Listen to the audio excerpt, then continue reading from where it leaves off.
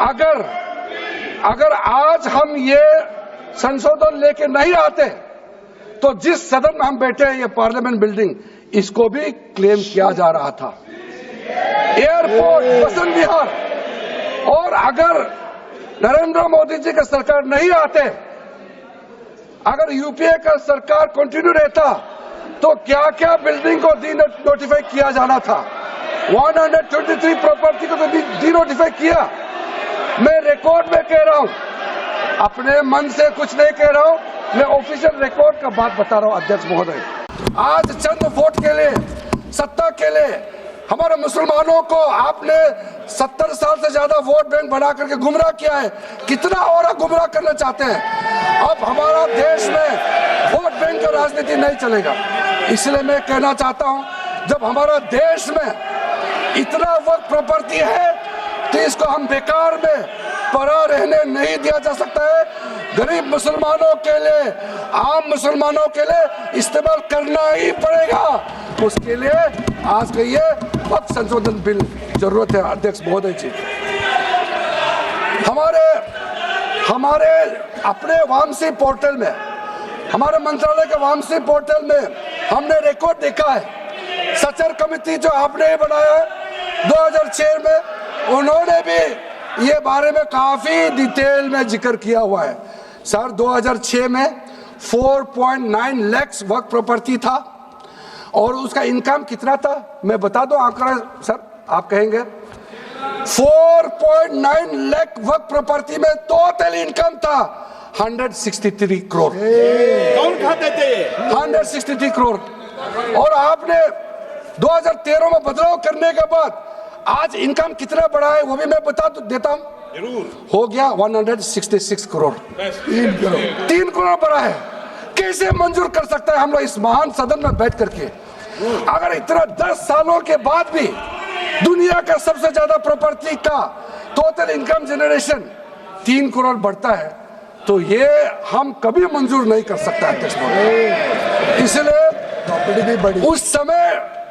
उस समय कहा गया था, मैं अभी का नहीं बता रहा हूं, सचर कमेटी समय में भी कहा गया है कि अगर थोड़ा सा एफिशिएंटली मैनेज करता तो 12,000 करोड़ पर ईयर तो उसी समय जनरेट हो जाना चाहिए था नॉर्मल मार्केट रेट से।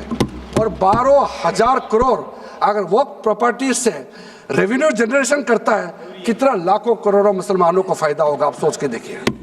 इसलिए सर आप लोग भी, मैं अनुरोध करता हूं कि आप लोग भी वक्त के बारे में जानना था, हमारा वामसी पोर्टल को क्लिक करके आप लोग देखिए। सर आज वो 4.9 लाख से बढ़ करके टोटल वक्फ प्रॉपर्टी बन गया है 8.72 लाख। हमारा देश में वक्फ प्रॉपर्टी बन गया है।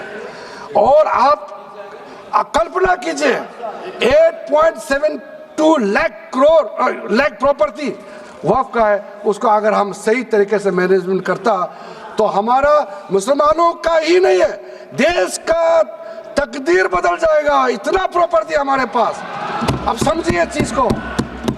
सर मैंने अभी कई राज्यों का दौरा किया। अध्यक्ष महोदय, मैंने कई राज्यों का दौरा किया।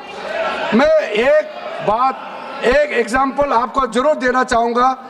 मैं बहुत इंप्रेस हो गया जब मैं पिछली बार जम्मू कश्मीर गई।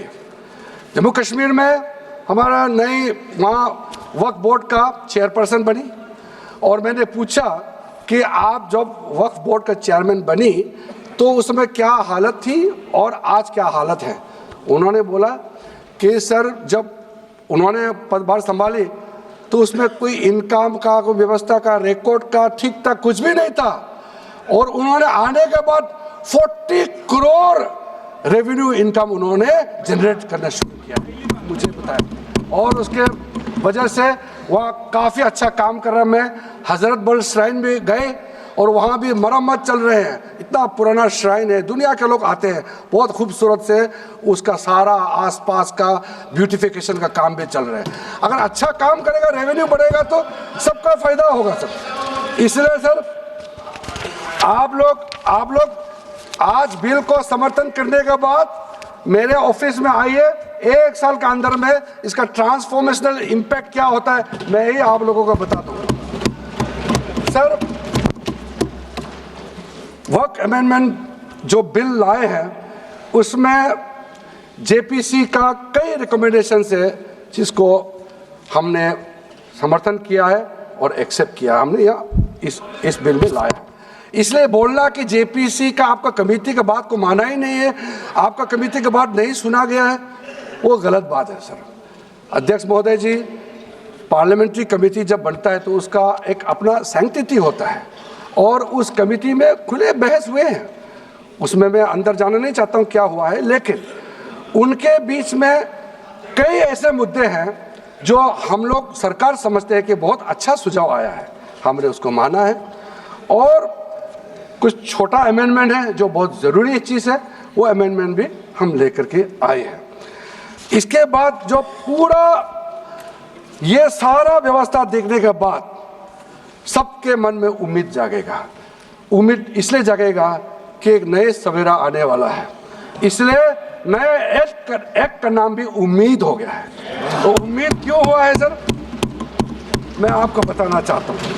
ये जो unified work management, empowerment, efficiency and development, full form उम्मीद है, इसका रखने का पीछे कारण है सर। ये उम्मीद क्यों है?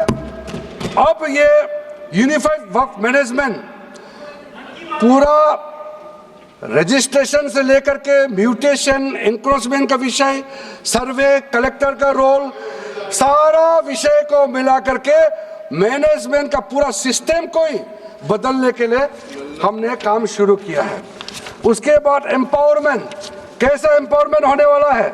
मैंने पहले भी जिक्र किया, मुसलमानों में भी जो शियास हैं, सुन्नीस हैं, बोरास, आकाकानीस, पसमानदा मुस्लिम्स है जिसको बैकवर्ड माना जाता है, और विशेष करके महिलाएं और बच्चों के लिए जो हमने प्रावधान रखा है, तो ये मुसलमान का कम्युनिटी के अंदर में इतना जोरदार स्वागत हो रहा है।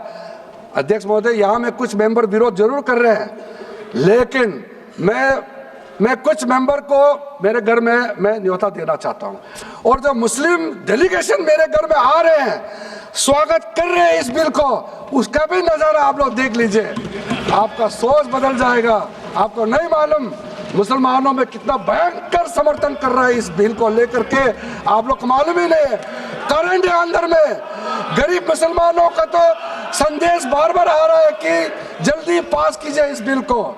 इसलिए आप लोग संदेह में मत रहिए। एफिशिएंसी को हमने बढ़ाने का काम किया है। टेक्नोलॉजी का उपयोग करते हुए सेंट्रलाइज्ड डेटाबेस होगा, डिजिटल पोर्टल होगा, कोई छुप के अंधेरे रातों में वर्क क्रिएट नहीं कर सकता है। इसका पूरा रजिस्ट्रेशन का प्रावधान है, ट्रैकिंग होगा, निगरानी रखा जाएगा, कंप्लायंस का प्रावधान है, और जो मैनुअल हाथों से जो गलत होगा उसका भी करेक्शन करने का प्रावधान है।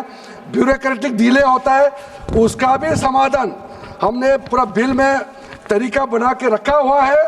और आखिर में इसका ऑडिट प्रॉपर होना चाहिए, तो ऑडिट का भी प्रावधान हम लोग राज्य सरकार को ऊपर में छोड़ा है, क्योंकि आखिर तो सर ये सारा प्रॉपर्टी का अथॉरिटी राज्य सरकार का है।